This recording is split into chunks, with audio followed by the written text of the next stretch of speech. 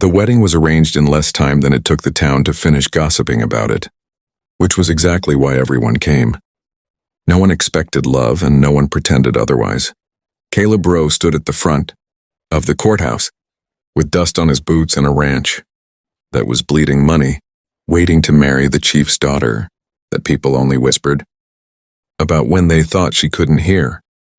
They called her ugly like it was a diagnosis, like it explained why a woman past 25 still lived behind iron gates and avoided the main street. Caleb hadn't seen her face clearly before that day, only the shape of her behind a veil when the agreement was signed.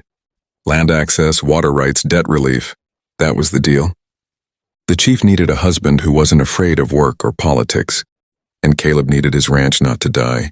What neither side expected was the silence that fell when she entered the room. The kind of silence that presses against the chest and makes people lean forward without realizing it. Chairs creaked, boots stopped tapping. The veil hid her face completely, thick enough that even the outline was lost, and that alone unsettled the room. Ugly, they'd said. Deformed, some had added cruelly. Caleb swallowed, aware of every eye on him, aware that whatever he saw, when the veil lifted, would follow him for the rest of his life. The clerk asked the routine questions. The chief watched with a jaw set like stone, and when it was time, when tradition demanded the veil be lifted, a woman in the back actually laughed under her breath, already certain of what would be revealed. Caleb reached out, fingers steady because he'd learned long ago that fear only fed itself, and lifted the veil. The gasp was not what he expected. It wasn't a sound of disgust or pity. It was sharp, collective, almost panicked, as if the room had misjudged something important and could not immediately recover. Her face was not ugly. It was striking in a way that didn't soften itself for comfort. High cheekbones, dark eyes that didn't flinch, a mouth that held tension instead of apology. A thin scar ran from her temple to her jaw, pale against warm skin, not disfiguring but deliberate, like a line drawn to warn people where not to cross. She met Caleb's eyes without gratitude, without fear. He felt something crack open in his chest that had nothing to do with attraction and everything to do with recognition. This woman had survived something, and the town had decided survival made her unacceptable. The chief's daughter, Mara, stood perfectly still as the murmurs rose and died. She had heard them all her life. Caleb saw it in the way her shoulders remained squared, as if bracing for impact that never quite came.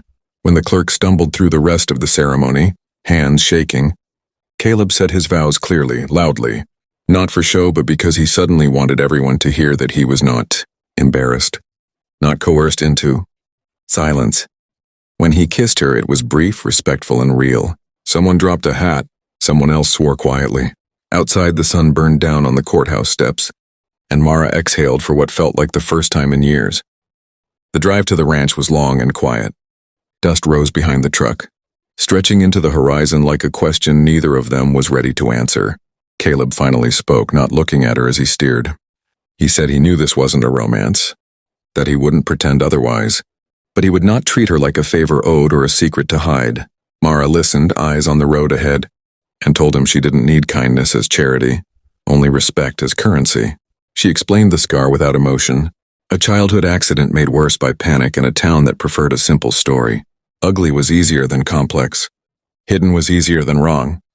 By the time they reached the ranch gates, the agreement between them felt heavier than paperwork, but lighter than lies. The house was modest, the land wide and thirsty. Caleb showed her the room that would be hers, the boundaries that would be shared. That night, they ate in silence, broken only by the scrape of utensils, and yet it was the least lonely meal Caleb could remember. In town, rumors mutated. Some claimed the rancher had been tricked.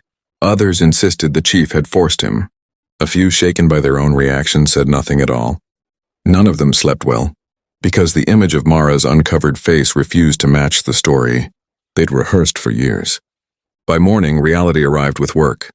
Fences needed mending, cattle needed counting, and water rights needed enforcing. Mara surprised Caleb by stepping into the day without hesitation. Boots on, sleeves rolled, questions precise. She understood contracts better than most men in town, and land better than they understood her. When a neighboring rancher tried to push his boundary markers, she stood beside Caleb and corrected him calmly, publicly, using records he didn't know she'd memorized. The man flushed, muttered, retreated. Word spread faster than dust on a dry wind. This was not a woman to pity. This was not a mistake. And somewhere between the sun climbing high and the well pump finally catching, Caleb realized that whatever bargain he'd made had already shifted. The town had gasped because it had been wrong, and being wrong terrified people more than ugliness ever could. As night fell, Mara sat on the porch, Scar catching the last light like a signature she no longer tried to erase. And for the first time, the ranch felt like it might survive. The town did not forgive being wrong easily, and it responded the only way it knew how, by testing them. Business deals stalled, prices rose, invitations vanished. Caleb felt the pressure immediately, the subtle tightening around every exchange. But Mara recognized it for what it was before he did. She had lived inside rejection, long enough to map its patterns. Instead of retreating, she leaned forward. She attended council meetings where she had never been allowed to speak, sat beside Caleb with her hands folded and her eyes unblinking, and asked questions that forced men to answer instead of joke. When a supplier tried to overcharge, she produced written agreements from years prior that proved the lie. The room went quiet in a way that was different from the wedding silence. This quiet had teeth. Caleb watched her dismantle assumptions without raising her voice, and something fierce and protective settled into him. Not because she needed it, but because he chose it. At home, they spoke more. Not about feelings they didn't yet have names for, but about strategy, about survival. Trust grew the way good fences do, slowly, with effort, and meant to last. One evening, after a long day, Mara told him why she had agreed to the marriage so quickly. Not desperation, not exile, choice. She had been tired of living behind walls built by other people's fear, tired of being spoken for. Marrying Caleb was not an escape, but a declaration. She would exist in the open, and if the town couldn't handle it, that was not her burden to carry. The chief visited unannounced weeks later, standing in the yard with a face carved by pride and regret. He watched his daughter move through the ranch like she belonged. Because she did, and the truth of it seemed to age him. He admitted quietly that he had protected her in ways that also imprisoned her, that hiding her had been easier than fighting the town. Mara listened without flinching and told him she loved him but would not go back. The boundary was clear, respectful, unyielding. When he left, Caleb understood that this marriage had not just changed his future but had rewritten hers. The town's final test came during the drought meeting. When water allocations were to be reassessed, a councilman suggested reducing Caleb's share, citing instability.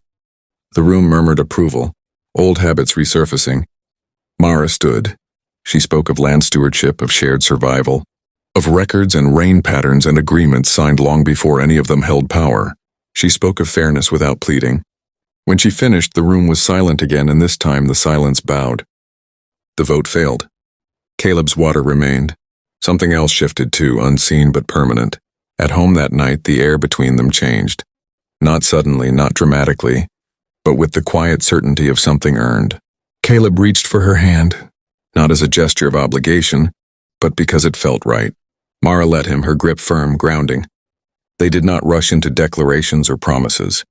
They understood the weight of words too well for that. Instead, they built a life that made sense. The ranch stabilized.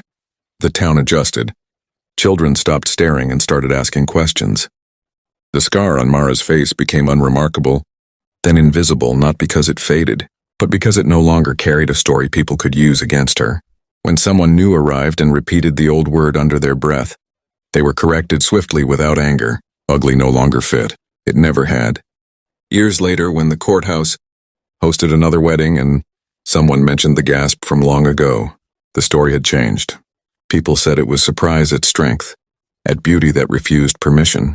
Caleb and Mara sat on their porch that evening, the land stretching out before them, hard-won and honest. The marriage that began as a transaction had become a partnership, then something deeper, forged by respect and tested by fire. There was nothing mysterious about it. No secrets, no myths. Just two people who had been underestimated and decided, together, that survival would not be enough. They would live loudly, visibly, and on their own terms. And the town finally learned to live with that.